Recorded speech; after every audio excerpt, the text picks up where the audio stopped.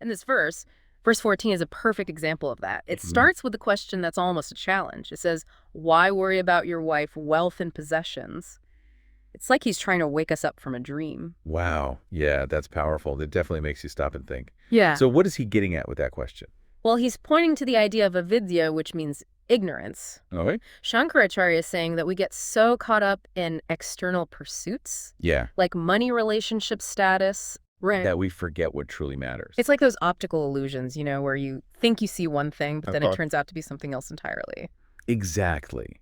He's comparing these pursuits to mirages. Yep. They offer this temporary satisfaction, Okay. but never lasting peace. Mm. We chase after them thinking they'll bring us happiness, but they ultimately leave us feeling empty. So what does bring lasting peace, according to this philosophy? Well, it gets a little complicated, but it all comes back to understanding the self, our true nature, Okay. and the cycle of birth and death, which is called samsara. We're constantly reborn, driven by desires and attachments. Oh. Each lifetime brings its own set of challenges. Right. But Shankaracharya is saying there's a way to break free from that cycle. So how do we break free? The verse seems to suggest that we need some guidance. Yeah, you're picking up on something really crucial here. Okay. The line, "Is there no one to guide you?" points to the importance of a guru, a spiritual teacher. Someone who has walked the path and can show us the way. A guru can help us understand reality and the difference between our eternal self and the ever-changing world around us. This understanding is key to achieving moksha, which is liberation. Liberation from what exactly? Liberation from samsara, from the cycle of birth and death, from the suffering that comes with constantly chasing after things that can't truly fulfill us. I'm starting to see why this verse is considered so powerful. It's not just about philosophy, it's about a practical approach to living a better life. Absolutely. But there's one part I'm still curious about. Yeah. The verse mentions something called satsanga.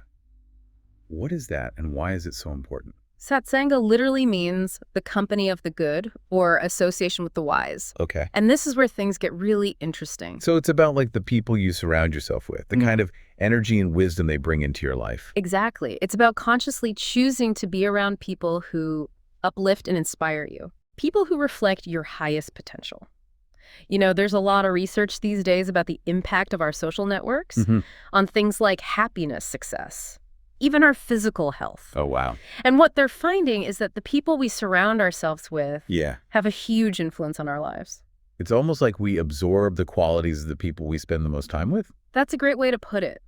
There's a real power in positive social influence. Okay. Studies have shown that when we're around people who embody virtues like compassion, resilience, or generosity, we're more likely to develop those qualities ourselves. That makes a lot of sense. But how does this idea of satsanga play into all of this? Right. Is it just about being around positive people in general? Or is there something more specific to satsanga? Satsanga takes it a step further. It's about actively seeking out the company of those who have a deeper understanding of life. Okay. People who have cultivated wisdom and inner peace. Think of it as surrounding yourself with mentors for your soul. That's a really cool concept. And what are the benefits of that? What can we learn from these wise individuals? The benefits are profound. First, it helps us see the world through a different lens. Okay. We start to question our assumptions and see beyond the illusions that keep us trapped in suffering. So we're not just passively absorbing good vibes. We're actively challenging our own perspective. Exactly. And as we spend more time with wise individuals, we start to internalize their wisdom. We cultivate virtues like humility, patience, and compassion. We begin to understand the futility of chasing after external validation and material possessions. That sounds incredibly liberating. It is. You start to realize that true happiness and fulfillment come from within, not from things outside of yourself. This is all starting to connect back to what we were talking about earlier with the concept of moksha, that liberation from the cycle of suffering. It's like satsanga gives us the tools we need to break free from those chains. Absolutely. Shankaracharya compares satsanga to a sturdy boat that can carry us across the turbulent ocean of samsara. I love that analogy. It really captures the sense of stability and guidance that comes with being in the right company. But I'm curious about something. The verse doesn't specifically say who these wise people are. Is it referring only to gurus? Or can satsanga include anyone who inspires us to live a more meaningful life? That's a great question. Traditionally, Satsanga often refers to spending time with spiritual teachers or enlightened beings. Okay. But I think the concept can be broadened. We can find Satsanga in many forms. So it could be a mentor, a teacher, or a friend, even a book that speaks to your soul. Exactly. It's about seeking out those who embody the qualities you aspire to cultivate. Okay. It's about surrounding yourself with people who see your potential and help you grow. I'm starting to see how powerful this idea can be. It's not just some abstract philosophical concept. It's something we can actively incorporate into our lives. But how do we actually go about cultivating more Satsanga? It's not like we can just snap our fingers and magically summon wise and enlightened people into our lives. You're right. It takes effort. But there are things we can do. First, we need to be intentional about the choices we make. Okay. Who are we spending our time with? What kind of conversations are we having? Are we exposing ourselves to new ideas and perspectives? So it's about being proactive, Yeah. about seeking out those connections rather than just waiting for them to happen. Precisely. We can join groups or communities that align with our values. Mm-hmm. We can attend lectures or workshops led by people we admire. We can even be more mindful of the energy we bring to our existing relationships. It's about shifting our focus and making a conscious effort to surround ourselves with people who support our growth and well-being. But what about those relationships that might be holding us back? That's a great point. Sometimes we need to have the courage to let go of relationships that no longer serve us. Right. Even if it's difficult. We deserve to be around people who inspire us to be our best selves. This has been such an insightful conversation. It's really made me think about the company I keep and the impact it has on my life. I'm glad to hear that. It's a topic I'm very passionate about. So for our listeners out there who are ready to start cultivating more Satsanga in their lives, what would be your advice? Where should they start? Well, the first step is simply becoming aware of the people you're spending your time with and the impact they have on you. Okay. Do they lift you up or drag you down? Do they inspire you to grow, or do they keep you stuck in old patterns?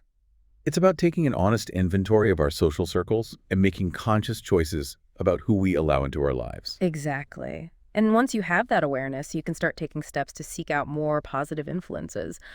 Join a group, attend a workshop, strike up a conversation with someone who inspires you. You might be surprised by the connections you make and the transformations that unfold. I think that's a beautiful place to wrap up this part of our deep dive. We've explored the concept of Satsanga and its significance in achieving a more fulfilling life. It's so interesting, though. We talk a lot about self-care and personal growth, but we don't often think about the role our social environment plays in all that.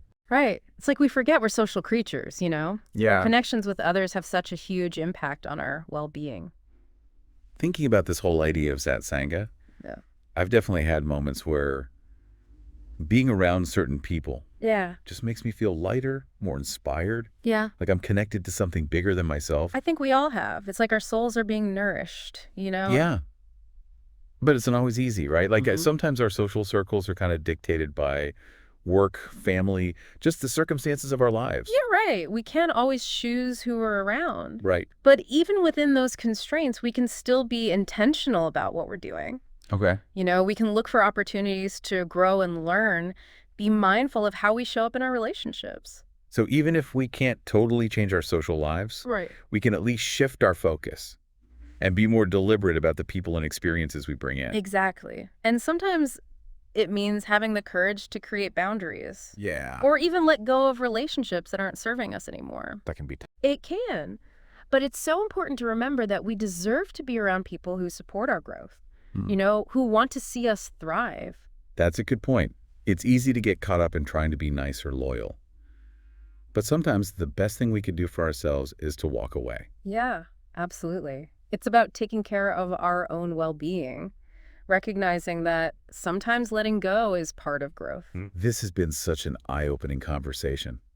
Really makes you think about who you spend your time with. It really does. It's something I think about a lot. To everyone listening, we hope this deep dive has gotten you thinking about your own social circles and the power of Satsanga. Remember, you get to choose who you spend your time with. That's right. And that can make all the difference in having a meaningful, fulfilling life. So look around you. Who inspires you? Who challenges you to grow? Who helps you see your own potential? Hold on to those people. Nurture those connections. And watch how your life changes. It's amazing. What a great conversation. Thank you so much. Thank you.